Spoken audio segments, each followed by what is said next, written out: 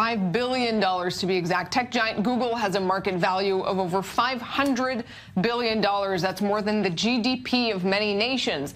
And now the tech giant has been hit by the European Union with a fine deserving of its size, $5 billion. The EU says Google has been engaging in monopolistic practices, specifically the use of its Android operating system to influence tech manufacturers to pre-install its Chrome search engine and apps in their devices. The EU ruling also gives the company 90 days to change its approach or pay up even more. Google has said it will appeal. Here's what the European Competition Commissioner had to say about the ruling. We will monitor this very closely. If Google fails to comply with our decision, it would be subject to penalty payments. The penalty would be up to 5% of the average daily turnover of Alphabet, Google's parent, for each day of non-compliance. The mission is very simple.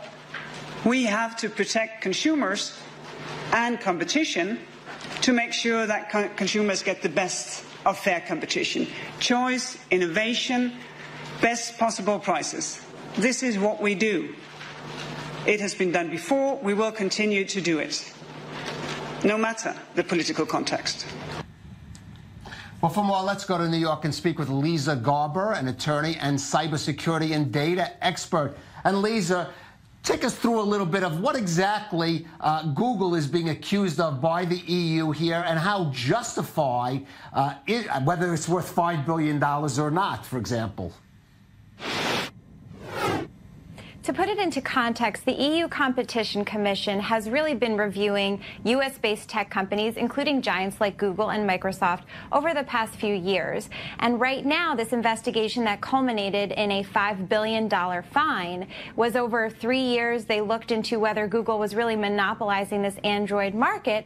And it turns out what Google was actually doing was really, truly anti-competitive behavior. They were paying off different device producers and then also wireless network providers in order to get them to preload Google's Chrome browser, other applications onto the devices to sell to consumers. Consumers had the choice to remove those applications, but they came pre-installed and really removed any other competition from the field. So right now, it's very interesting because on top of the $5 billion fine, which is the largest penalty ever put against any company within the EU for anti-competitive behavior, Google is also being asked, as you mentioned, within the next 90 days to change its behavior and make sure they're not paying other companies to only put in their own software and programs, but allowing competitors to put their operating system and other applications on these different devices for different providers. So, Leeza, the EU has really spearheaded rulings on privacy and monopolistic practices, but the EU is one chunk of Google's enormous market around the world. So rulings like this, do they have implications for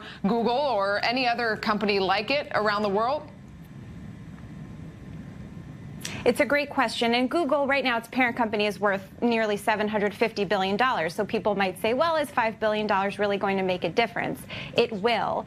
Because in this case, Google actually holds 80%. They hold a huge monopoly over European cell phone devices and as an operating system. So 80%, that's a huge monopoly. They're being fined. They're being penalized. The EU Competition Commission is really going after them.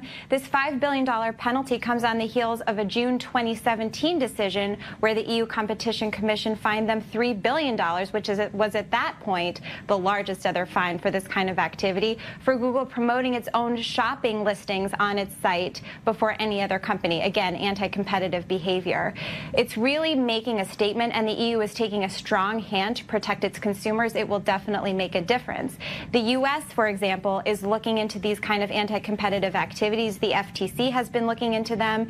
State attorney generals have been looking into them. This is something that will move forward as an important issue.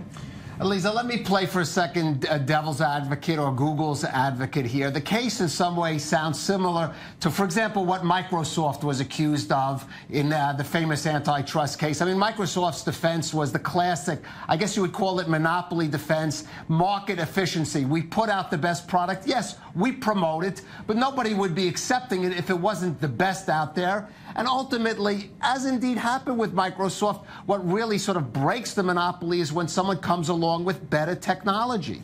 So how fair is it? How do you answer that kind of argument?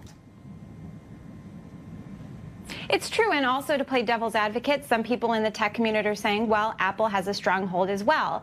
But the difference between Apple in this case and Microsoft in the previous case that you're discussing is Google is effectively taking any competition out of the running by saying these cell phone device makers and tablets and other devices and some of the wireless network providers are not allowed to host any competitors' operating systems or applications. They're saying, we're paying you, you can't allow any competition. And in effect, that's barring any competition. So it's very different. Leeza, again, the EU spearheading all of these sort of rulings. The U.S., though, is kind of a wild west for these companies, for Google in particular, isn't it? I mean, in terms of regulations. Definitely. And the EU is really taking a stand in terms of protecting consumers, and not just in anti-competitive behavior, but also in privacy concerns as well. We know the GDPR that came out in May is really leading the way. It's paving the way for privacy controls and allowing users and consumers to take back their data privacy. The U.S. is a wild west. We also have many, many amazing tech giants like Amazon, Google, all of these companies that the EU is trying to go after. And a lot of people are saying, well, maybe they're really targeting U.S. tech companies. But right now, the U.S. is trying to find its footing. We have what's really a patchwork quilt of privacy laws.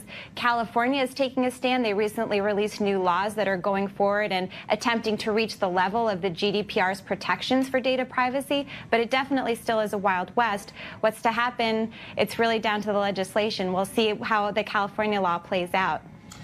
Leeza, I just want to make a more general point about these big tech companies that came along with young entrepreneurs who profess to be idealistic. I think at Google, don't be evil or don't do evil. We're going to do things different. But at the end of the day, be it Google, be it Facebook, before them Microsoft, it seems like they follow the same business practices of a bottom line of other Fortune 500 companies.